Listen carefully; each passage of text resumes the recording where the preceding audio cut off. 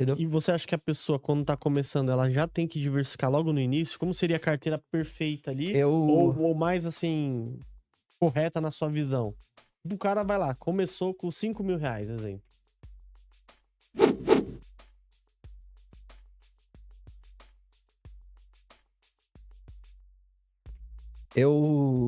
Primeiro, começou com 5 mil, se ele tem 5 mil pra investir, eu não investiria tudo de uma vez. Primeira coisa que eu faria é o aporte de pouco em pouco. Então, sei lá, eu tenho 5 mil reais pra investir agora. Toda a grana que eu tenho. Então, beleza, você vai pegar 1.000 por mês e você vai comprar. Você vai, durante 5 meses, aportar esses 5 mil reais. E ao longo desse tempo, você vai trabalhar pra ter mais dinheiro pra ir ao longo do tempo colocando. Então, nunca de uma vez. Por quê? Também é uma questão psicológica. Tudo isso que eu falo é uma questão psicológica, não é necessariamente matemático. Imagina que o cara tem 5 mil reais, é a primeira vez que ele tá investindo, ele compra tudo de uma vez. E aí, por alguma razão, o Trump vai lá e fala, vou atacar o Irã. Ixi, E aí as coisas caem. normal, né? E aí, o que aconteceu? Os 5 mil dele viraram 4, sei lá, vamos chutar aqui. Imagina o psicológico desse cara. De falar assim, nossa, foi só eu colocar dinheiro nesse negócio aqui que já caiu. Ah, esse aqui é um cassino mesmo. Psicológico. O cara nunca teve essa experiência. A primeira experiência que ele viu foi o negócio caindo, foi o vermelho. A primeira experiência é que fica. Sim. Então, pra psicológico dele é, coloca 1.000 reais. Se esses 1.000 reais caírem e virarem 800, você ainda tem 4 mil pra colocar. Aí você coloca os 4 mil.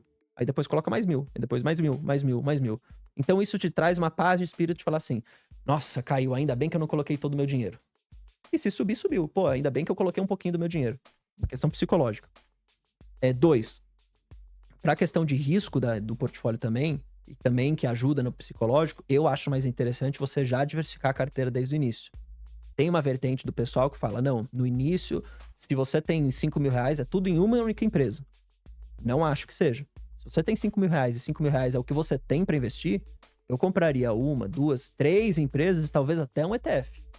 Um ETF nos Estados Unidos. Eu já diversificaria minha carteira globalmente, não só nacionalmente. Qual ETF você compraria? Eu tenho uma carteira de 200 reais por semana que eu faço lá no meu canal. Hoje ela tem 7 mil e poucos reais de patrimônio lá. Qual que é o ETF que você... O ETF que eu tenho lá é o SPY. ETF de... Coloca aí, Matheus, pra gente ver aqui. ETF de S&P 500.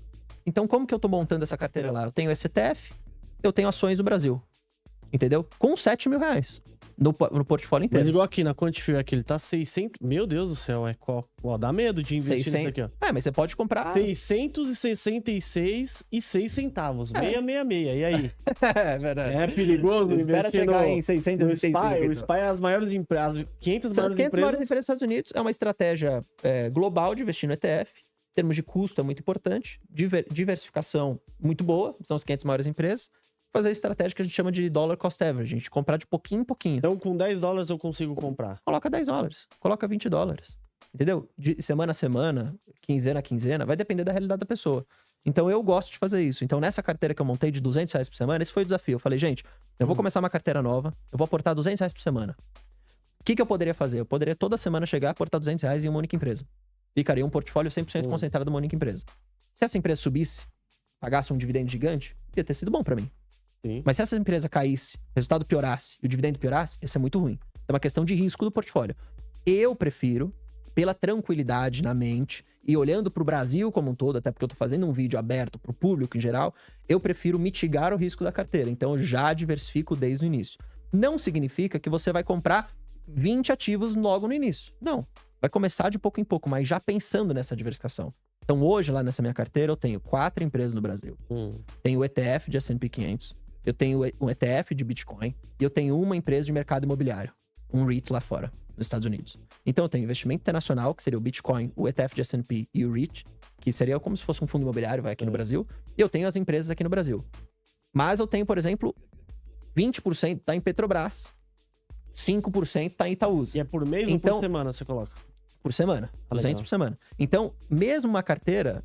eu já quero diversificar, no começo eu acabo tendo uma certa consideração. Pô, eu tenho 20% em Petrobras, 5% em Itaúsa. Porque a empresa subiu pra caramba, entendeu? Só que isso me traz uma paz de espírito de falar assim, cara, beleza, essa empresa subiu muito, eu tenho uma outra oportunidade para aporte, eu consigo controlar aqui um pouco dos meus percentuais, e eu mitigo o risco da minha carteira. Nossa, Bruno, mas você tá sendo burro, né? Se tivesse 100% em Petrobras, sua carteira teria subido pra caramba. Desde o começo do ano, a Petrobras subiu 50%. Sim, mas e se tivesse caído? E se tivesse caído 50% minha carteira?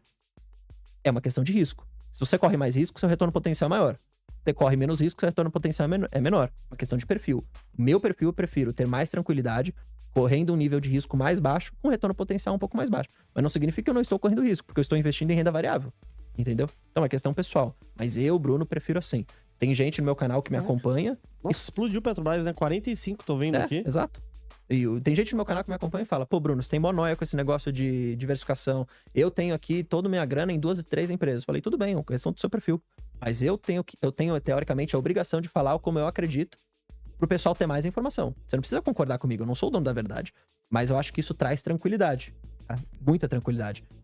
E eu vejo isso por exemplo, graças a Deus, eu não concentrei em 2021, 2022, 2023 em Banco do Brasil.